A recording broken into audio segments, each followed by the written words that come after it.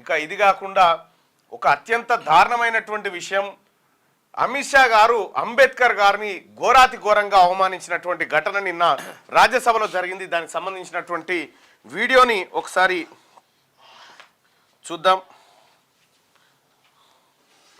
చాలా ఘోరంగా అమిత్ షా గారు చేసినటువంటి వ్యాఖ్యలు భారతదేశ వ్యాప్తంగా దుమారాన్ని రేపాయి. ఒకసారి అమిత్ షా గారు ఏం మాట్లాడారో ఒకసారి చూద్దాం. చూసిరా, ఇప్పుడు అందరు అంబేద్కర్ అంబేద్కర్ అంటా ఉన్నారు, ఇది ఫ్యాషన్ అయిపోయింది. అంబేద్కర్ పేరు బదులు దేవుని పేరు తీసుకుంటే 7 జన్మల ద్వారా వరకు స్వర్గం లభిస్తుందని అమిత్ షా గారు అంబేద్కర్ను కించపరిచే విధంగా, అంబేద్కర్ పేరేదో అంటరాని పేరైనటువంటి విధంగా ఆయన వ్యవహరించినటువంటి తీరేదైతే ఉందో ఇది దురదృష్టకరం. ఒక కేంద్ర మంత్రి ఈ విధంగా భారత రాజ్యాంగ నిర్మాత పైన చేసినటువంటి వ్యాఖ్యలు దురదృష్టకరం. ఆయన మంత్రిగా ఉండడానికి ఎలాంటి హక్కు లేదు అని చెప్పి విపక్షాలన్నీ నిన్న ధర్నాకు దిగినాయి.